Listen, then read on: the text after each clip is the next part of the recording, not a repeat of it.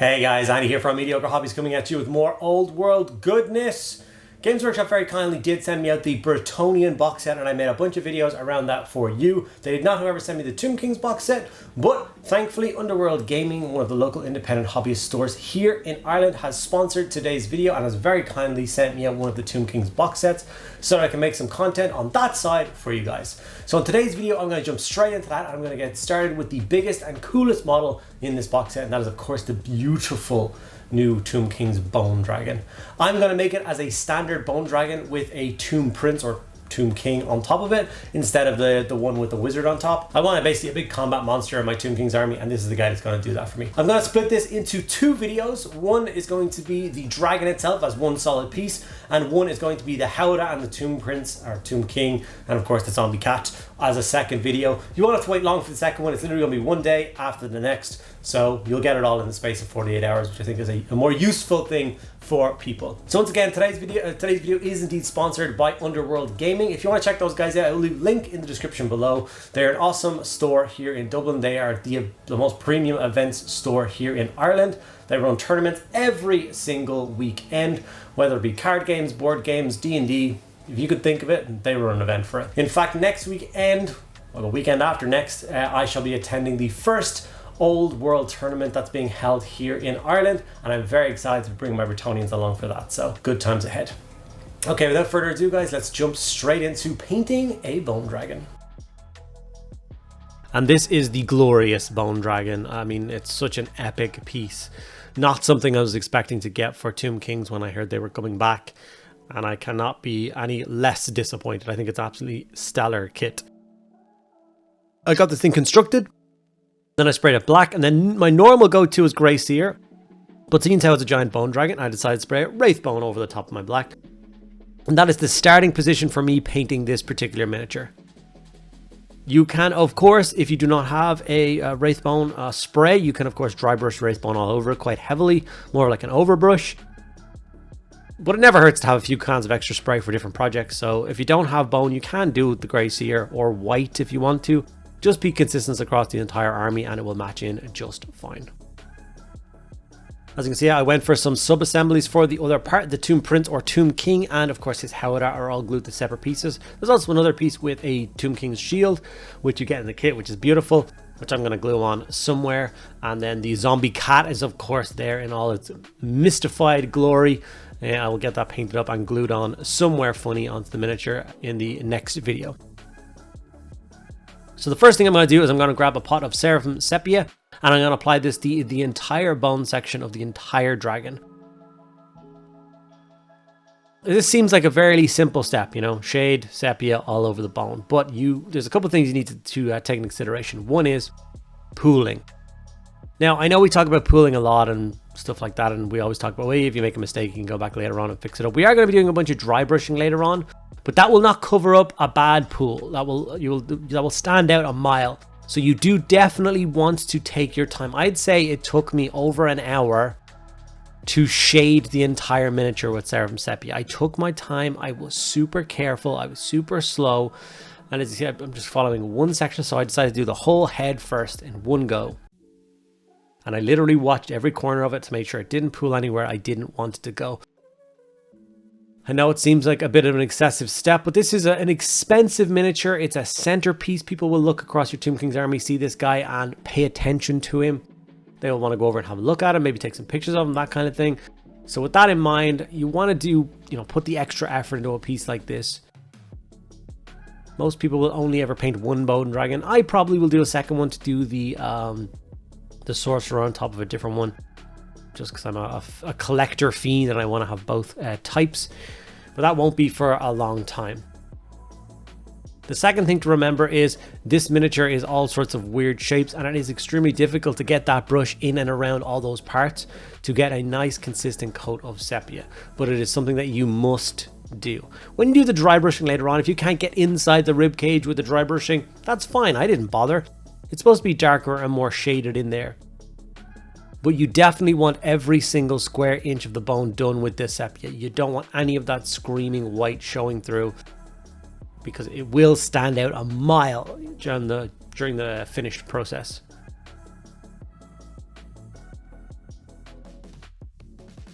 And like I said, there's so many nooks and crannies in this thing that it did really take quite a long time. Like when you get to the tail section, for instance, there's so much detail, it's all knotted together that you have to apply quite a lot of shade to make sure it settles in everywhere. But then you also have to focus on it quite a lot to make sure it doesn't pool.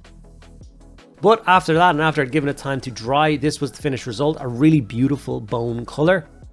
And now we're going to work it up with not one, not two, but 3 layers of dry brushing just to make that bone pop as hard as we can. So Ushabti bone was the first one we went for. This is quite a subtle one, and all of them are kind of a little bit more subtle from the last, but between the first one and the last one, it will make quite a large difference, and we'll get a really nice gradient of bone color throughout the process. So Ushabti bone dry brushed all over the entire skeleton. Like I said, I didn't try and get inside the ribcage with this stage. Of course, on the outside, I got that all. And this is definitely a case of less is more. You want to remove 99% of the paint off your brush for the dry brushing stage. You can always add more on. It's extremely difficult to take some away though. I'm using a large base coat brush. It's one of my favorite dry brushes. Funny enough, it's got a weird point on it. It's angled and it does a really, really good job of dry brushing. So with the Ushabti bone on, this is where we're currently at. Like I said, the tone of bone is just going to get nicer and nicer as we go through it. I'm already super happy with this, but I wanted to punch it up just a little bit more. So the next thing I did was I grabbed Screaming Skull and I went at it again. And as you can see, as soon as I start hitting that, it's going to brighten up those raised areas. And that's the difference between the last stage and this stage. Every time we go up a step with the dry brushing, we're going to apply less of it and more on the kind of higher portions of the miniature. We don't necessarily need to get underneath the entire thing with this color. It is okay to leave some of it in shadow and shade. But the big flat area on top of his helmet and his snoot, you want to get done with that dry brush. Of course, run it down all the vertebrae of his neck. As you can see, it is still quite a subtle job, but I think it's turning out as quite a nice tone. The next one I'm going to jump up to is Ivory from AK. I'm just playing around with some AK paints the last little while, trying to get the grips of them and see how I find them. And so far, I'm quite impressed. If you don't have an AK Ivory, there's of course things like Pallid Witch Flesh, or even just going up to pure white and giving it a really light dry brush with that will give you a really decent effect as well. Okay, with the Ivory dry brush done, that's the end of the bone color for me. I think this is a really nice position to end with. But now it's time to start hitting all the rest of the details. So obviously with this miniature being so pallid and so pale, and with the base having get hit with all that pallid and pale color, I thought it was time for me to break that up again, just to give me a sense of how the model is looking. Do I need to shift any tones or what I need to work on next? So it's usually around this point in a miniature where I decide to get the basing done. I think it makes a huge difference to the process. Anyone who leaves basing to the very end, I think is insane. I don't know how you can tell whether you're happy with a paint job until you have that like ground cover or color applied and give you a sense if the tones of the model are working. So the first thing I did was I grabbed some Basilicanum Grey contrast and I applied it to the huge rocky outcrop that he is stepping on. Now I know this is quite a dark color scheme and not exactly a color scheme found in the desert, but I did want to add a little bit of color to it, so I did go ahead and go for a nice dark grey stone. From here, I just grabbed a Dawnstone paint, waited until that contrast was fully dried, and I went in with quite a heavy dry brush of the Dawnstone just to grab some of that detail and make it stand out. A dry brush really is a wonderful tool and a technique to have, and if you're a person that usually shies away from it, I definitely think you should take some time and do some practicing with dry brushing on some miniatures. I think you would be shocked and surprised at the results you can achieve with a short amount of time. It definitely helps with the concept of army painting. So after the Dawnstone was applied to this entire miniature, it was then time to move across and add some ground texture. Now, although the dark rock is not something that is traditionally found in the desert, you can for sure blend it into the desert scheme with a bit of careful application of ground texture. The way that I do this is not to just put the texture paste on the flat area of the base. I did cover quite a large portion of that rock in the desert basey scheme as well, because that's how it would actually look in nature. with the winds and blowing and sand and all that jazz, you would definitely have a lot of the rocky outcrop covered in a thick layer of sand. And as you can see, by covering the top of the rocks and any nooks and crannies, any little shelves or crenellation bits inside that, you can definitely blend it into one thing and just have the kind of spots of dark stone kind of peeking through, which I think makes a really nice effect. It makes it look much more like a natural scheme. I do love the addition of these like little scenic pieces that get added to Games Workshop kits. I think it does make a big difference to the overall aesthetic of the miniature. And this is the sand as it has dried. You can see I haven't left a lot of that grey texture shining through, but I think it's just enough that it looks really cool. After that, we are going to throw some more Seraphim Sepia on this miniature, but once again, it's not going to be on the model, it is going to be on the base. So it's going to blend in that sand. We're also going to hit all the rocks to darken those down as well, pull them more towards a yellowy tone, which obviously sits in the desert scheme a lot better.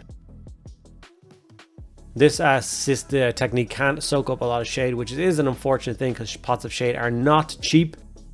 I'd say I went through maybe half a pot of shade doing the entire dragon and his full base. You may wonder why the base in this miniature is so thin. It's because I'm using MDF bases for my current kind of old world projects, as I'm making new bases and new trays for old armies as well. And I just want them all to match together. So I've been kind of laser cutting bases for even new miniatures to help it all blend together and be the same thing. And frankly, I'm finding that I really do enjoy the MDF bases quite a lot. They're just super crisp and super nice. When I put them into movement trays, they blend together beautifully. It creates this one cohesive scene for an entire unit. Something that I intend to continue doing for the foreseeable future. Okay, from here, we're now going to start to work on other colors of the dragon while waiting for that sepia to dry. So Retributor Armor Gold was then brought in. Now, usually Tomb Kings are festooned with quite a lot of gold, and the Howdah and the Tomb Prince, or King himself, does have quite a lot of gold on him. The dragon as a separate piece does not. He's got a little bit across the crest of his head, goes down his nose, and then he's wearing some kind of bracelety bangy style thingies on the front arms, and that's it. That's the only gold bits that exist across this dragon. So it only takes a couple of minutes to get that applied and looking slick. Now obviously we have finished the bone section of this miniature, so we do not want to go ahead and hit that with the gold or do any kind of staining or messing around with that, as it will cause problems in the future, because we're not going to go back to the bone. We don't want to cause any paint to be where it's not supposed to be. As you can see, the gold is looking slick and starting to break up that bone. Now it's time to move on to some Black Templar contrast. And what we're going to do with this is all of the spikes on this model, including the spikes that go down his entire spine down onto his tail and out like that, all of his claws. He basically has 6 limbs because there's obviously claws coming out of the bottom of his wings, and then his front and back legs. All of them are going to get a coat with Black Templar contrast. This is going to also help to break up the quantity of bone that does exist on this miniature. And it's not a long, arduous job. It only takes maybe 2 or 3 minutes to get this applied to the entire model, and it does make quite a large difference. As you can see, I'm now moving down onto the claws at the end of his wingtips. He does have kind of articulated claws, kind of where the elbow is on those wings as well.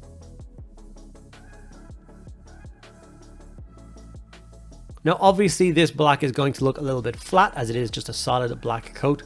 But we will be adding a sneaky dry brush to it later on, really light dry brush, to make them stand out and add a little bit of highlighting to it. And it's actually going to be a byproduct from a different step. And when I get to that point, I will talk about it a little bit. Sometimes steps like that really do add a lot to the model. Okay, now what I've done is I've gone back and grabbed a little bit of Screaming Skull, and I am dry brushing up the base. So all that sand has dried. All of the texture paste and all of the shade have dried beautifully. So with some Screaming Skull on my brush, I am dry brushing up that to brighten up the sand a little bit and help it to blend into the model and match in with all the other desert scheme bases I've done for my Tomb King so far. At this stage, with this paint applied to the brush, this is what I'm actually going to quickly run over the top of all of that black again.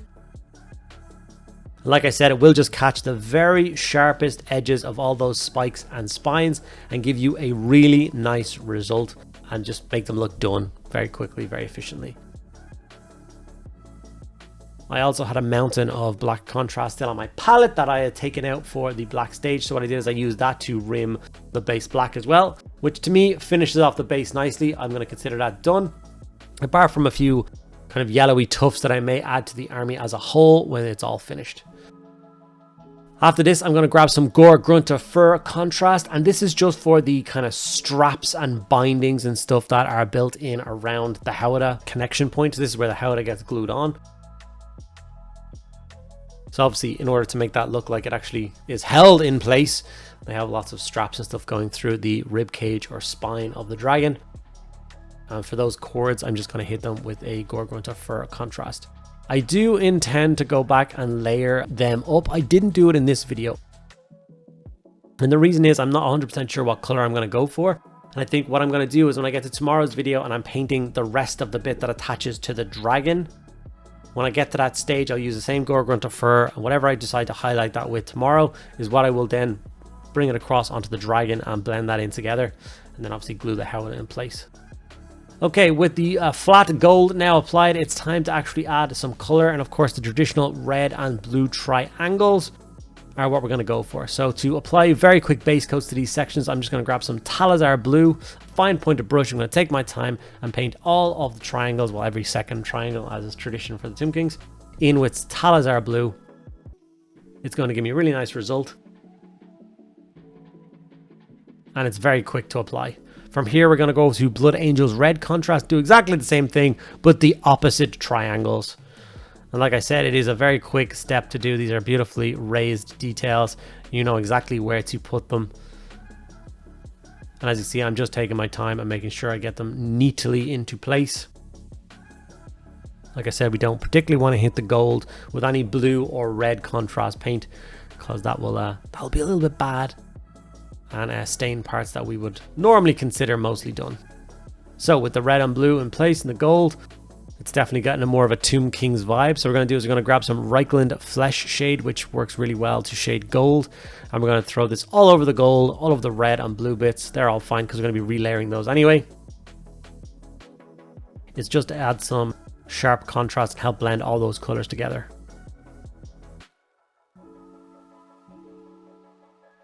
While I had some Reichland Flesh Shade on the brush as well, I also went in and you see those cracks in the top plate of the skull. I just went in and ran a little bit of shade in those again, just to once again darken them up and make them kind of stand out a little bit. Once again, giving that aged bone look. I hadn't particularly planned on doing that stage. It's just as I was applying this, I started to apply it a little bit around the outside of the gold as well, just to create that dividing line. And that's when I, of course, painted in the cracks and it just all fell into place.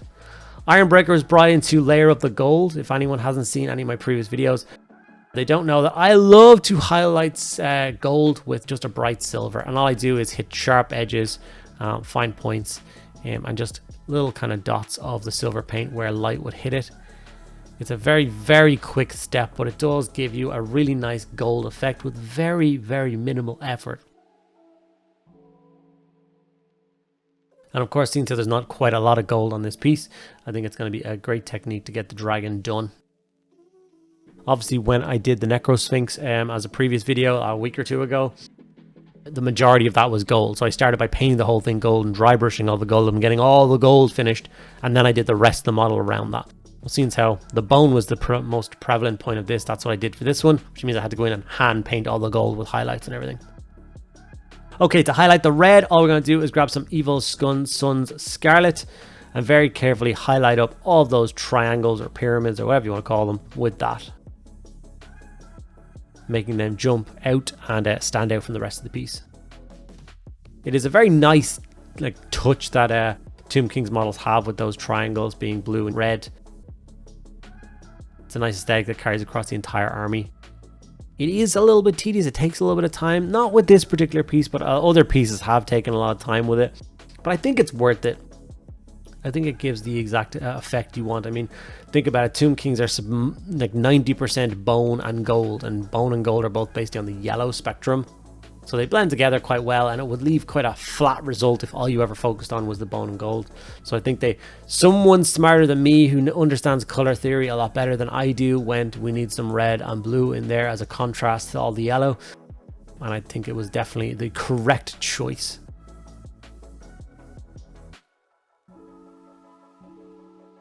Now, obviously, this was a slightly more awkward miniature to paint as goes holding it and obviously recording it, because it's so long and so kind of squat and short down. Lots of holes in it. So it was a bit of a pain. So I do hope you forgive me if a couple of the shots are not exactly kind of center framed. I did my very best to try and give you the result that you would know what I was doing and be able to copy and imitate if that's something that you so wish to do. I then took a bunch of images of this awesome creature as a final reveal. I cannot wait to finish off the rest of this miniature tomorrow, glue it together, and have a finalized piece. That means the new Bretonnian Baron and the new Tomb King's Dragon will be painted up and can be faced off against each other in a battle report soon. And I cannot wait to bring that to you guys. I hope you enjoy it, guys. And as always, if there's anything specific in the old world you want to see in a video, just let me know in the comments below. I'm very happy to oblige.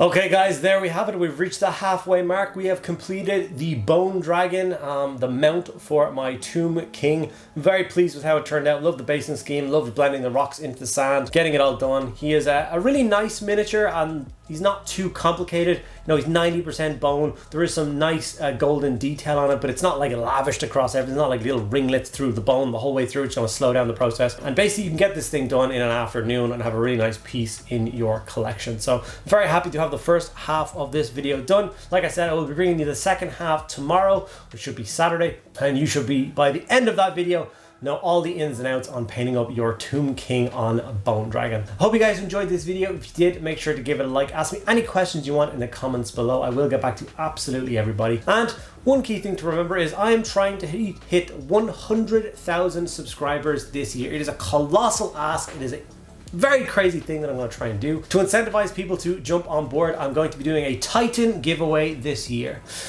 That's right, a Titan giveaway. So the idea is, if I get to 65,000 subscribers by the end of the year, I'm going to give away a Warhound. If I get to 85,000 subscribers, I'm going to give away a Reaver. And if I get to 100,000 subscribers, I'm going to give a Warlord Titan away at the end of 2024.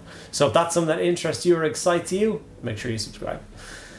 Thanks for sticking around to the end of the video, guys. I'll see you in the next one.